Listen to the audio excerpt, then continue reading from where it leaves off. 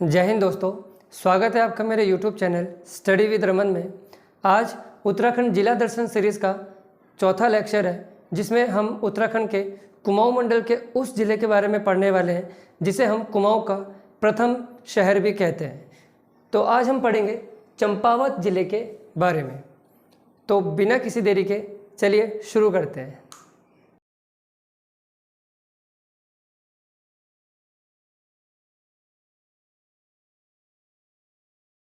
देखिए, सर्वप्रथम हम देखेंगे चंपावत ज़िले की भौगोलिक स्थिति किस प्रकार की है। यहाँ पर चंपावत का मैप दिया गया है, आप इस मैप को एक बार ध्यान से देख लेंगे। हम सबसे पहला फैक्ट देखते हैं कि भौगोलिक स्थिति में चंपावत ज़िले का गठन कब हुआ था। तो चंपावत ज़िले का जो गठन होता है वो होता है 15 सितंबर 1997 को। 15 सितंबर 1997 को ज़िले का गठन होता है चंपावत का। इसका जो क्षेत्रफल है वो कितना है, 1766 वर्ग किलोमीटर। एक चीज़ याद रखिएगा, क्षेत्रफल की दृष्टि से जो चंपावत है उत्तराखंड का सबसे छोटा जिला है। ध्यान रखिएगा, सबसे छोटा जिला।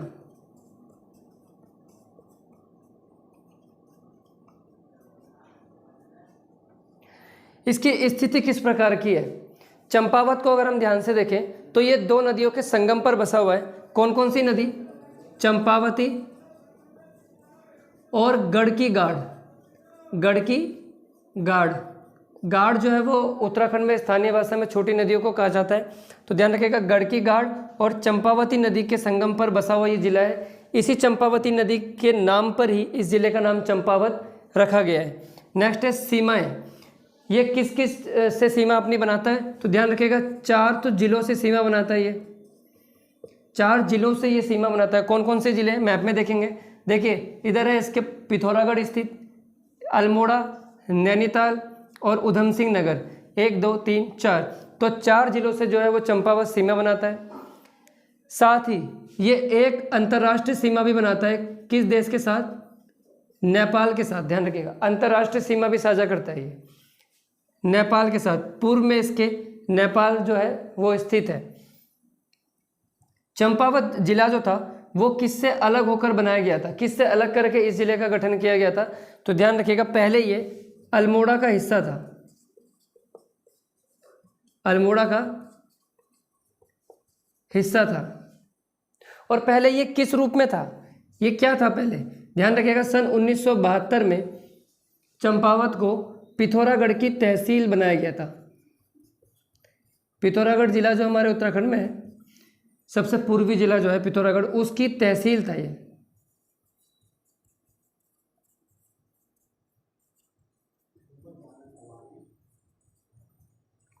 सन 1972 में पिथौरागढ़ जिले की तहसील के रूप में बनाया गया चंपावत को, और 15 सितंबर 1997 को इसे स्वतंत्र जो जिले के रूप में गठित कर दिया गया। तो ये थी चंपावत की भौगोलिक स्थिति से जुड़े कुछ इम्पोर्टेंट तथ्य। अब हम देखते हैं चंपावत जिले के कुछ महत्वपूर्ण ऐतिहासिक तथ्य। तो इतिहास से जुड़े कुछ इम्पोर्टेंट बातें हम जानते हैं। देखिए, सबसे फर्स्ट है महाभारत काल। महाभारत काल से ही इस क्षेत्र की, जिस क्षेत्र में चंपावत जिला स्थित है, वो काफ़ी महत्वपूर्ण रहा है। किस वजह से, देखिए, महाभारत काल में एक नाम सुना होगा आपने, घटोत्कच। तो घटोत्कच कौन थे, ये भीम के पुत्र थे। घटोत्कच का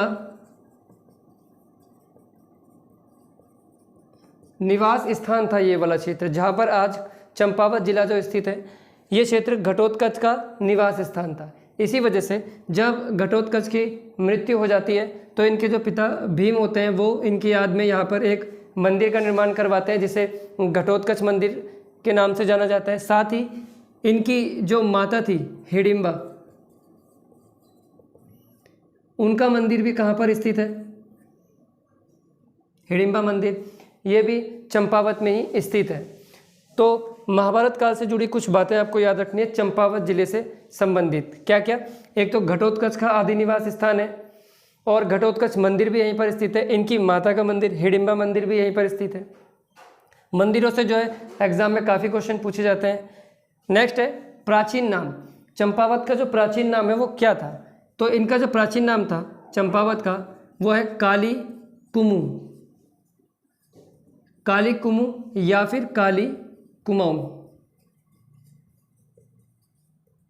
तो काली कुमाऊं के नाम से किसे जाना जाता है? चंपावत को। क्या है इस नाम के पीछे की कहानी? देखिए इसके पीछे की कहानी देखिए। सबसे फर्स्ट आपको एक जानना है, एक पर्वत है कंदेव पर्वत। कंदेव पर्वत कहाँ पर स्थित है? ये चंपावत में स्थित है कंदेव पर्वत। इसी पर्वत पर जो भगवान विष्णु का जो कूर्मा अवतार था वो उन्होंने लिया था। कौन सा अवतार? कूर्मा अवतार।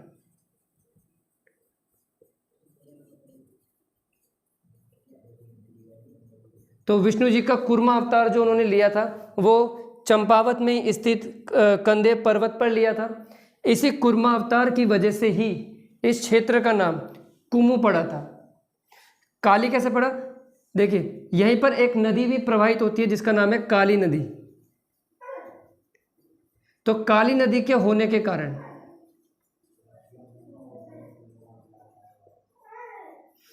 काली नदी के उपस्थित होने के कारण ही इसका नाम काली, और कूर्मा अवतार के कारण इसका नाम कुमु। तो दोनों को सम्मिलित रूप से हम कह सकते हैं काली कुमु। तो यह है इस नाम के पीछे की छोटी सी स्टोरी। तो आपको ये याद रखना है, काली कुमाऊं किसका नाम है? चंपावत जिले का नाम है। नेक्स्ट है चंदवंश। देखिए उत्तराखंड का जब हम इतिहास पढ़ेंगे, इतिहास की एक अलग से सीरीज आएगी जिसमें हम उत्तराखंड के कंप्लीट इतिहास को कवर करेंगे। तो उसमें हम एक वंश पढ़ेंगे चंदवंश। बहुत ही ज़्यादा महत्वपूर्ण वंश रहा था ये उत्तराखंड में, खासकर कुमाऊं क्षेत्र में इसने अपना शासन किया था, चंदवंश। तो चंदवंश की जो स्थापना होती है वो भी चंपावत में ही होती है। देखिए चंदवंश का जो संस्थापक था, संस्थापक कौन था इसका संस्थापक? सोमचंद। ध्यान रखिए सोमचंद ने चंदवंश की स्थापना इस क्षेत्र में करी और चंपावत को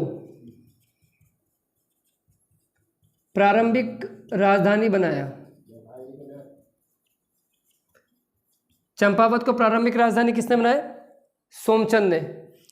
ध्यान रखिएगा। तो इस वजह से भी चंपावत ज़्यादा प्रसिद्ध है। और एक और चीज़ आपको याद रखनी है, बाद में चंदवंश की जो ये राजधानी थी चंपावत, ये स्थानांतरित हो जाती है और कहाँ हो जाती है? अल्मोड़ा में।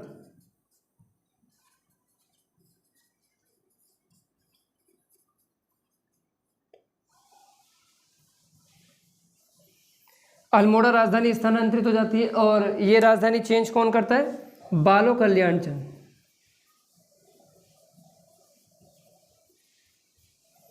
तो इतनी बातें आप इससे याद रखेंगे। क्या क्या देखा हमने ऐतिहासिक तथ्यों में? सबसे फर्स्ट तो महाभारत काल से इस क्षेत्र का संबंध देखा। घटोत्कच जो मंदिर है और हिडिंबा मंदिर है, इनकी कहानी देखी। हमने देखा प्राचीन नाम इसका कैसे पड़ा? काली कुमाऊं। तो कूर्मा अवतार विष्णु जी के और काली नदी होने के कारण। चंदवंश से इसका गहरा नाता है चंपावत जिले का, क्योंकि चंदवंश की जो स्थापना हुई है वो चंपावत में ही हुई है। और किसने करी है? सोमचंद ने करी है। और इसको अपनी प्रारंभिक राजधानी बनाया था चंपावत को। बाद में ये राजधानी अल्मोड़ा स्थानांतरित हो जाती है। कौन कर देता है? बालो कल्याण चंद। तो इतनी बातें आप चंपावत के ऐतिहासिक तथ्यों से याद रखेंगे। अब हम देखते हैं चंपावत में स्थित झीलें, कुंड और गुफाएं कौन कौन सी हैं। तो देखिए सबसे फर्स्ट है चंपावत में ताले और झीलें। ताल भी कहते हैं, झीलें भी कह सकते हैं, सरोवर भी कह सकते हैं। तो कौन कौन सी झीलें स्थित हैं चंपावत में? तो श्यामला ताल, झिलमिल ताल और कोलीडेक ताल। ये 3 झीलें जो हैं चंपावत की प्रसिद्ध झीलों में से एक है। देखिए इनसे जुड़े कुछ तथ्य भी आपको याद रखने हैं। जैसे कि श्यामला ताल है, श्यामला ताल के पास अगर हम देखेंगे तो सफ़ेद कमल, सफ़ेद कमल जो है बहुतायत में मिलते हैं, यानी कि बहुत अधिक मात्रा में श्यामला ताल के पास सफ़ेद कमल जो है हमें देखने को मिलते हैं। दूसरा विवेकानंद आश्रम,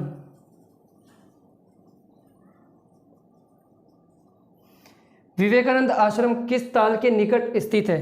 तो श्यामला ताल के पास ही स्थित है। आश्रमों से भी उत्तराखंड एग्जाम्स में काफ़ी क्वेश्चन आते हैं कि ये एग्ज़ाम किस ज़िले में है, ये आश्रम किस ज़िले में स्थित है, या फिर ये आश्रम कभी कभी डीप क्वेश्चन बनाने के लिए पूछ सकता है कि ये आश्रम किस ताल के पास है। तो देखिए विवेकानंद जो आश्रम है, जिला पूछेगा तो चंपावत, और किस ताल के पास है? श्यामला ताल के पास है। नेक्स्ट है झिलमिल ताल। झिलमिल ताल कहाँ पर स्थित है?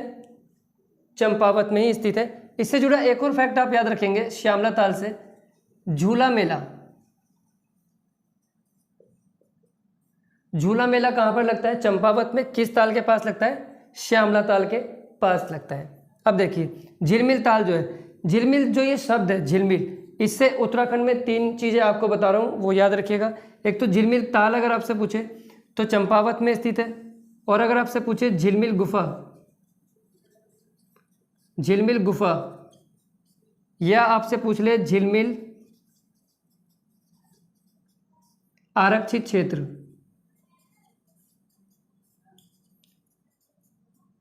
ये कहाँ स्थित है?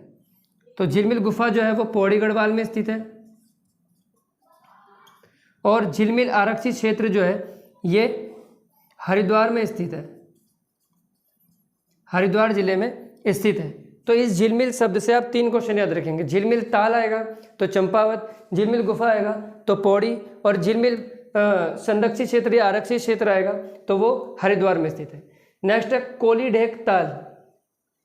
कोलीढेक ताल से बस एक ही चीज़ याद रखिएगा कि कोलीढेक ताल जो है वो नवीनतम ताल है चंपावत में जो बनाई गई है, या बनाई जा भी रही है अभी, ऐसा आप मान सकते हैं। तो कोलीढेक ताल जो है वो नवीनतम ताल है। नेक्स्ट है कुंड कौन कौन से स्थित है? तो देखिए एक ही कुंड है चंपावत में जो कि है सीता कुंड।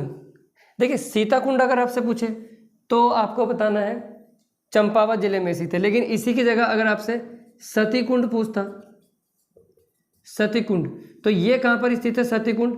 ये कंखल हरिद्वार में स्थित है। ये इसलिए आपको बता रहा हूँ क्योंकि एक जैसे नाम के जो क्वेश्चन है वो आप एक साथ याद रखा करो, इससे ज़्यादा बेटर रहता है। तो सीता कुंड पूछेगा तो चंपावत में, सती कुंड पूछेगा तो कंकल में। नेक्स्ट है गुफाएं। चंपावत में कौन कौन सी गुफाएं? तो 2 गुफाएं यहाँ पर लिखी हुई हैं, एक है पाताल रुद्रेश्वर गुफा और गब्यूड़ी गुफा। पाताल रुद्रेश्वर गुफा से जुड़ी एक बात आप याद रखिएगा, इस गुफा की जो खोज होती है वो सन 1993 में एक 14 वर्षीय बालक के द्वारा होती है। 14 वर्षीय बालक के द्वारा वो घूमता फिरता चला गया होगा और उसे इस गुफा के बारे में पता चला, उसने सबको बताया। इस तरीके से 1993 में पाताल रुद्रेश्वर गुफा की खोज होती है। इस नाम से जुड़ी एक और गुफा है, उसका नाम इससे मिलता जुलता है, जैसे कि उसको बोलते हैं पाताल भुवनेश्वर गुफा। क्या नाम है उसका? पाताल भुवनेश्वर गुफा। पाताल भुवनेश्वर गुफा कहाँ पर स्थित है? ये जो है ये पिथौरागढ़ में स्थित है, ध्यान रखिएगा, पिथौरागढ़ में। तो पाताल रुद्रेश्वर पूछे तो चंपावत में, और पाताल भुवनेश्वर पूछे तो पिथौरागढ़ जिले में स्थित है। नेक्स्ट है गब्यूड़ी गुफा, इसका बस आप नाम याद रखिएगा। तो ये थे चंपावत में स्थित झीलें, कुंड और गुफाएं। अब हम देखेंगे चंपावत में स्थित प्रमुख पर्यटक स्थलों को। तो देखिए सबसे फर्स्ट पर्यटक स्थल जो चंपावत का हम देखेंगे वो है टनकपुर शहर। तो टनकपुर के बारे में आप क्या क्या बातें याद रख सकते हैं? देखिए सबसे फर्स्ट है टनकपुर को किसने बसाया था? तो टनकपुर को बसाने का जो श्रेय है वो मी टाल्क को जाता है, ध्यान रखिएगा, मी टाल्क को। और इसी टाल्क के नाम पर इसका पहले नाम था टलकपुर, ध्यान रखिएगा, पहले इसका नाम टलकपुर पड़ा था क्योंकि टाल्क ने इसे बसाया था, लेकिन बाद में जाकर के ये नाम जो होता है वो टनकपुर में बदल जाता है, जो कि वर्तमान में हम जानते हैं टनकपुर के नाम से। लेकिन इसका जो प्राचीन नाम था वो क्या था? तो प्राचीन नाम जो है टनकपुर का वो ग्राष्टीगंज है, ध्यान रखिएगा, ग्राष्टीगंज। इसे आप कुमाऊं का ग्राष्टीगंज भी बोल सकते हो। जबकि आप इसके साथ एक फैक्ट याद रखेंगे, गढ़वाल का जो ग्राष्टीगंज है, गढ़वाल का ग्राष्टीगंज, ये किसे बोला जाता है? ये कोटद्वार को बोला जाता है, ध्यान रखिएगा। और कुमाऊं का ग्राष्टीगंज या केवल ग्राष्टीगंज जो है वो किसे बोला जाता है? टनकपुर को बोला जाता है। नेक्स्ट है टनकपुर किस नदी के तट पर बसा है? तो किस नदी के तट पर बसा है ये? शारदा नदी के तट पर, ध्यान रखिएगा, शारदा नदी, जिसे हम किस अन्य नाम से जानते हैं? काली नदी। शारदा नदी कह लो या फिर काली नदी कह लो, इसके तट पर बसा हुआ है हमारा टनकपुर। टनकपुर को एक और चीज़ आप याद रखेंगे, टनकपुर में चंपावत में एक मंदिर है उसका नाम है पूर्णागिरि मंदिर। पूर्णागिरि मंदिर, पूर्णागिरि मंदिर का प्रवेश द्वार कहा जाता है।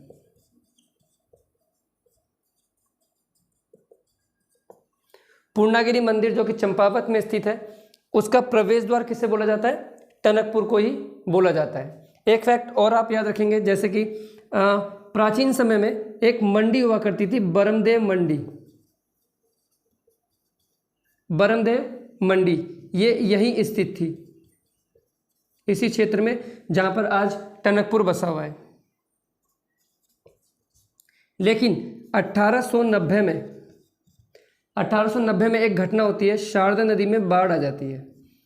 शारदा नदी में बाढ़ आ गई। बाढ़ आने से ये जो बरमदेव मंडी थी ये क्या हो गई? तबाह हो जाती है पूरी।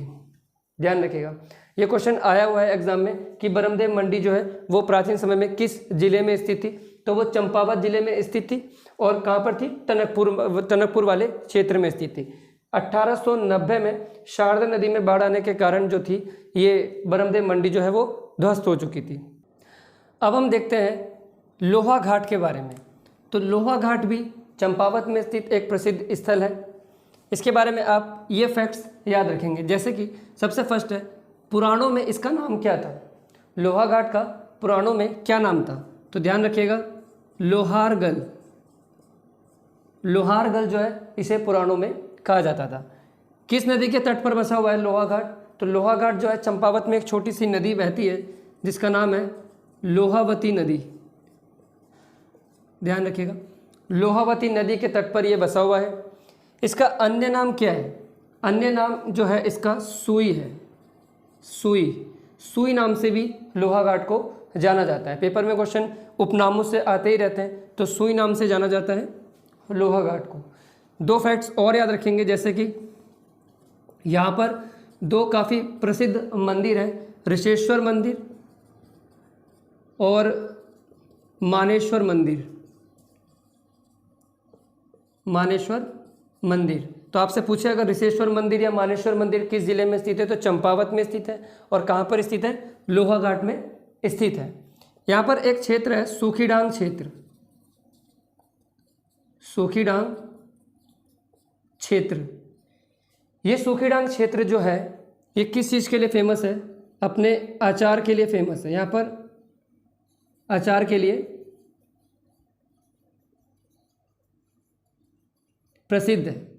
यहाँ पर अच्छी क्वालिटी का अचार मिलता होगा। तो इतने फैक्ट्स आप लोहा घाट से याद रखेंगे। क्या क्या? सबसे फर्स्ट, लोहारगल इसका पौराणिक नाम है। ध्यान रखिएगा, पुराणों में इसे बोला गया है लोहारगल। इसका अन्य नाम सुई है। लोहावती नदी के किनारे ये बसा हुआ है। और ऋषेश्वर और मानेश्वर जो मंदिर है ये भी लोहा घाट में स्थित है। और सूखीडांग क्षेत्र जो लोहा घाट में चंपावत में है ये अपने अचार के लिए जो है काफ़ी प्रसिद्ध है। तो इतनी बातें आप लोहा घाट से याद रखेंगे। नेक्स्ट पर्यटक स्थल है मायावती आश्रम। मायावती आश्रम कहाँ स्थित है? चंपावत में स्थित है। इस आश्रम की स्थापना कब होती है? तो इस आश्रम की स्थापना ध्यान रखिएगा 19 मार्च 1899 को हुई थी। और एच सेवियर नाम के व्यक्ति की इस आश्रम के निर्माण में महत्वपूर्ण भूमिका रही थी, या आप कह सकते हैं कि इसी ने इस आश्रम की स्थापना की थी। इसका संबंध किससे है? मायावती आश्रम का जो संबंध है वो ध्यान रखिएगा स्वामी विवेकानंद जी से है। स्वामी विवेकानंद जी से इस आश्रम का संबंध है। इनसे जुड़ी एक बात याद रखिएगा, 3 जनवरी 1901 को स्वामी विवेकानंद जो थे वो मायावती आश्रम में आए थे और उन्होंने 15 दिन तक यहाँ पर प्रवास किया था। 15 दिनों तक यहाँ पर वो रुके थे। ऐसे क्वेश्चन एग्जाम में आते हैं कि जैसे स्वामी विवेकानंद मायावती आश्रम में कितने दिन तक रुके थे? 15 दिनों तक। ऐसे क्वेश्चन एक आया था जैसे महात्मा गांधी बागेश्वर में कौसानी में जो आए थे तो वहाँ कितने दिनों तक रुके थे? तो वहाँ 12 दिन तक वो रुके थे। इस तरीके से ये भी सेम क्वेश्चन ही है। एक और बात आप याद रखेंगे, धर्मार्थ अस्पताल। धर्मार्थ अस्पताल धर्मार्थ अस्पताल की जो स्थापना है वो मायावती आश्रम के अंदर की गई थी और इसकी स्थापना कब की गई थी? 1903 में स्थापना की गई थी, ध्यान रखिएगा। 1903 में स्थापित। कहाँ पर है धर्मार्थ अस्पताल? मायावती आश्रम में। तो इतने फैक्ट्स आप इस मायावती आश्रम से याद रखेंगे। आश्रम जो है वो काफ़ी इंपॉर्टेंट है उत्तराखंड एग्जाम में, काफ़ी आश्रमों से क्वेश्चन जो है वो आते रहते हैं। अब हम देखते हैं कुछ अन्य पर्यटक स्थल जो कि चंपावत में स्थित है। जैसे कि सबसे फर्स्ट है नौढूंगा घर। नौढूंगा घर कहाँ पर स्थित है? चंपावत में स्थित है। इसकी खासियत यह है कि एक ऐसा घर है जिसके अंदर जाकर के आप किसी भी कोने में देखेंगे तो आपको 9 ही पत्थर दिखाई देंगे, हर तरफ से वो 9 पत्थरों से मिलकर बना है, तो इसलिए इसे नौढूंगा घर जो है वो नाम दिया गया है, क्योंकि किसी भी कोने से देखो आप 9 ही पत्थर इसमें दिखाई देते हैं। नेक्स्ट, यहीं पर स्थित है चंपावत में बाणासुर का किला। बाणासुर का किला, बाणासुर का किला कहाँ स्थित है? चंपावत में। रामायण काल का ये एक बाणासुर है, असुर है, जिसका किला कहाँ पर है? चंपावत में स्थित है। और इसका स्थानीय नाम अगर आपसे पूछे, स्थानीय नाम, तो इसका स्थानीय नाम है मारकोट का किला।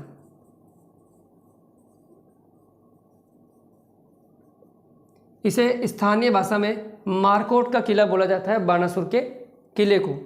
नेक्स्ट है राजबुंगा का किला। राजबुंगा किला कहाँ पर स्थित है? ये भी चंपावत में स्थित है। और राजबुंगे के किले की जो स्थापना है, इसका निर्माण किसने किया था? सोमचंद ने किया था, ध्यान रखिएगा। सोमचंद ने इसका निर्माण किया था राजबुंगे किले का। आपको मैंने अभी बताया था थोड़ी देर पहले कि जो चंदवंश है, चंदवंश की स्थापना करने वाला कौन था? सोमचंद ही था, और इसने चंपावत में स्थापना करी थी और वहाँ पर किला बनाया था इसने, जिसका नाम था राजबुंगा किला। एक और चीज़ आप याद रखेंगे, रामकृष्ण शांति मठ। रामकृष्ण शांति मठ,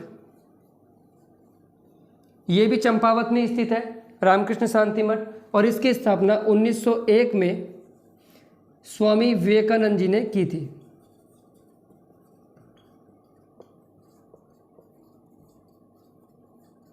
ध्यान रखिएगा, रामकृष्ण शांति मठ की स्थापना किसने की थी? स्वामी विवेकानंद जी ने 1901 में। एक आश्रम और फेमस है चंपावत का, जिसका नाम है अद्वैत आश्रम। अद्वैत आश्रम, तो अद्वैत आश्रम भी कहाँ स्थित है? चंपावत में स्थित है। एक आश्रम हमने मायावती आश्रम अभी पढ़ा था। अब हम देखते हैं चंपावत में लगने वाले प्रसिद्ध मेले और त्यौहार कौन कौन से। चंपावत में लगने वाले मेले, सबसे फर्स्ट है लड़ीधुरा मेला। तो लड़ीधुरा मेला कहाँ पर लगता है? चंपावत में लगता है। और अगर आपसे पूछे किस मंदिर में लगता है, तो पद्मा देवी के मंदिर में ये लगता है।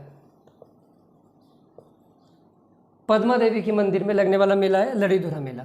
नेक्स्ट है मानेश्वर मेला। मानेश्वर मेला आपको बताया था, जो मानेश्वर मेला है वो लोहाघाट में मानेश्वर मंदिर है उसमें लगता है। और किससे संबंधित है अगर आपसे पूछे, तो दुधारू पशु से संबंधित मेला है ये। दुधारू पशुओं से संबंधित है ये मेला, मानेश्वर मेला। नेक्स्ट है गोरा अठावली मेला। ये काफ़ी इंपॉर्टेंट है, एग्जाम में भी आ चुका है। गोरा अठावली मेला जो है वो राजी जनजातीय समूह का प्रसिद्ध मेला है।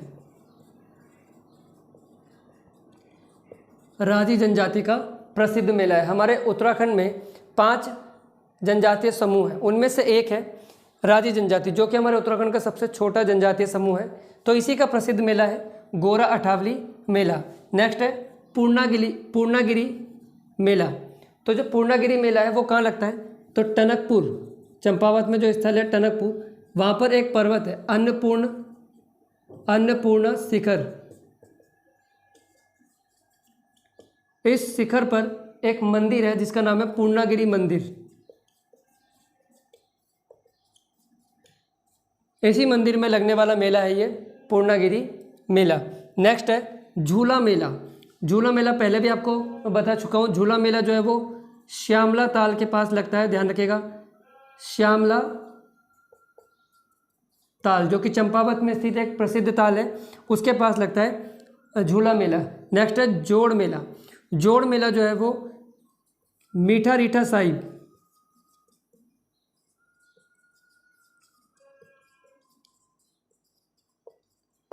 मीठा रीठा साहिब गुरुद्वारा जो है, जो कि चंपावत में स्थित प्रसिद्ध सिख स्थल है, इसमें लगता है जोड़ मेला। नेक्स्ट है फड़कशिला का मेला। एक और मेला है जो कि काफ़ी इम्पोर्टेंट है और उससे जुड़े कुछ फैक्ट्स भी आपको याद रखने हैं, जिसका नाम है बग्वाल का मेला या बग्वाल मेला। बग्वाल मेला काफ़ी इंपॉर्टेंट है, एग्जाम में भी कई बार आ चुका है और इससे जुड़े जो भी फैक्ट्स हैं वो देखिए। सबसे फर्स्ट, बग्वाल मेले को आषाढ़ कोतिक मेला भी बोलते हैं।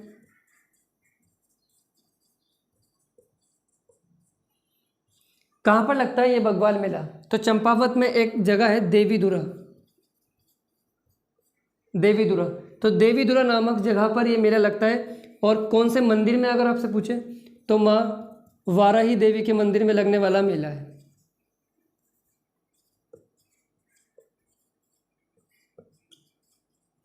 माँ वाराही देवी के मंदिर में ये मेला लगता है। किस लिए प्रसिद्ध है ये मेला? तो पाषाण युद्ध के लिए प्रसिद्ध है।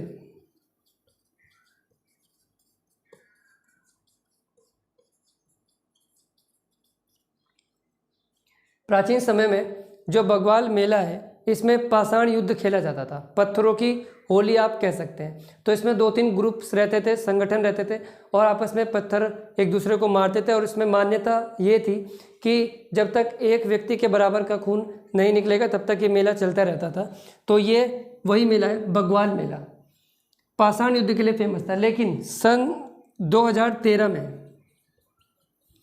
2013 से इस प्रथा को जो है सरकार ने बंद कर दिया है और इसकी जगह पे अब फूल और फल इत्यादि का प्रयोग होता है पत्थरों की जगह पर। तो ये चीज़ आप ध्यान रखिएगा।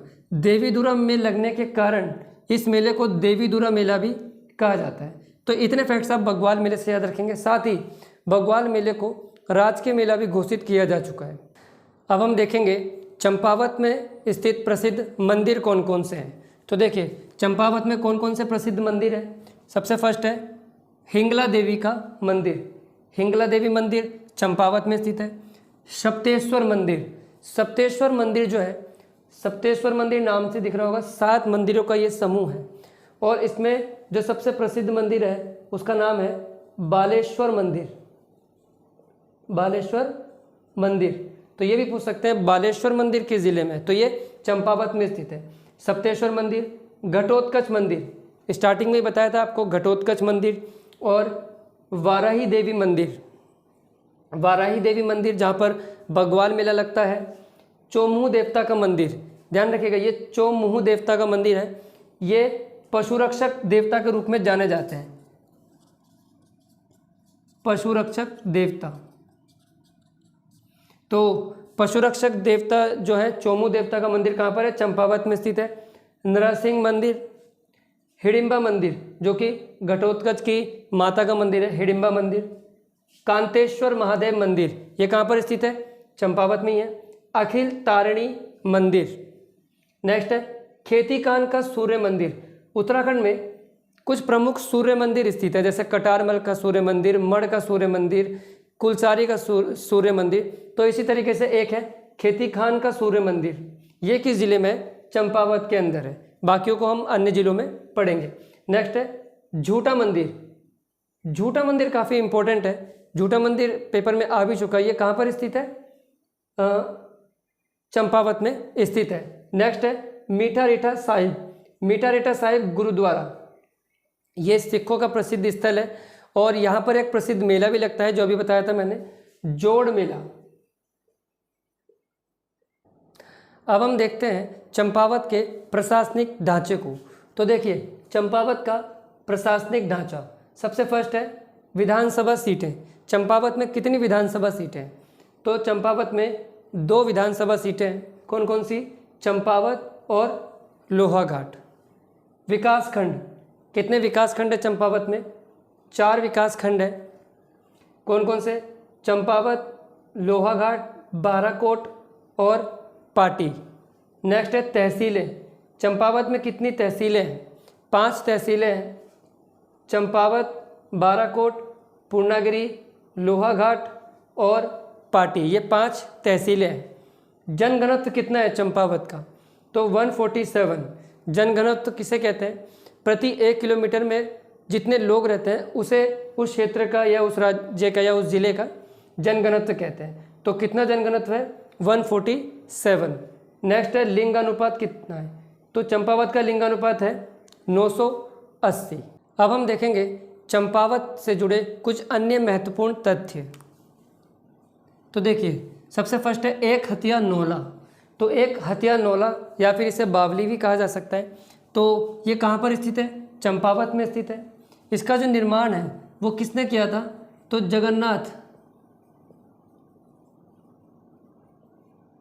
जगन्नाथ मिस्त्री ने किया था इसका एक हथिया नौला का जो निर्माण है। और ध्यान रखिएगा इसका जो इसने निर्माण किया था ये एक ही हाथ से किया था। और चंद राजाओं का घमंड तोड़ने के लिए उसने एक हथिया नौला का निर्माण किया था। कहाँ पर स्थित है ये? चंपावत में स्थित है। नेक्स्ट है रुक्मणी नौला, गोला चोड़ का किला। किले जो है चंपावत में जितने भी किले हैं वो आप याद रखेंगे। गोला चोड़ का किला हो गया। इससे पहले बाणासुर का किला बताया था जो कि चंपावत में स्थित है, जिसे स्थानीय भाषा में मारकोट का किला बोलते हैं। राजबुंगा किला चंपावत में स्थित है। नेक्स्ट है रानी का चबूतरा। ये एक पर्यटक स्थल है रानी का चबूतरा। ये कहाँ पर स्थित है? चंपावत में स्थित है। जबकि इसी से जुड़ा इसके जैसा एक और नाम है राजा का चबूतरा। राजा का चबूतरा ये कहाँ स्थित है? ये पौड़ी गढ़वाल में स्थित है। रानी का चबूतरा चंपावत में और राजा का चबूतरा जो है वो पौड़ी गढ़वाल में स्थित एक स्थल है। नेक्स्ट है एबट माउंटेन चंपावत में स्थित है। शारदा नहर जो कि काली नदी से निकाली गई एक नहर है, इसका निर्माण कब हुआ था? 1928 में इसका निर्माण हुआ था। और कहाँ से निकलती है? चंपावत में एक जगह है बनबसा, तो बनबसा से निकलती है, ध्यान रखिएगा। बनबसा नामक स्थान से निकलती है शारदा नहर, जिसका निर्माण सन 1928 को हुआ था। नेक्स्ट है देवीधुरा पूरे उत्तराखंड में, ध्यान रखिएगा, पूरे उत्तराखंड में एकमात्र ऐसा जिला है, एकमात्र ऐसा स्थल है जो 3 जिलों से टच है, यानी कि 3 जिलों से ये जुड़ा हुआ है। कौन कौन से? अल्मोड़ा, चंपावत और पिथौरागढ़। ध्यान रखिएगा देवीधुरा एकमात्र ऐसा स्थल है पूरे उत्तराखंड में जो कि 3 जिलों से टच में रहता है, अल्मोड़ा, चंपावत और पिथौरागढ़। एड़ीधुरा देवालय भी कहाँ पर स्थित है? चंपावत में ही स्थित है। एक और चीज़ याद रखिएगा, फटकशिला का मेला भी यहाँ पर लगता है। फटकशिला मेला कहाँ पर लगता है? चंपावत में ही लगने वाला एक प्रसिद्ध मेला है। तो ये थे कुछ अन्य तथ्य जो पीछे छूट गए। तो ये थे हमारी आज की वीडियो। आशा करता हूँ आप सभी को वीडियो पसंद आई होगी। अगर आपको वीडियो पसंद आई तो इसे लाइक कीजिएगा और अपने दोस्तों के साथ शेयर जरूर कीजिएगा। और इसी तरीके से जुड़े रहिए मेरे चैनल स्टडी विद रमन के साथ। धन्यवाद।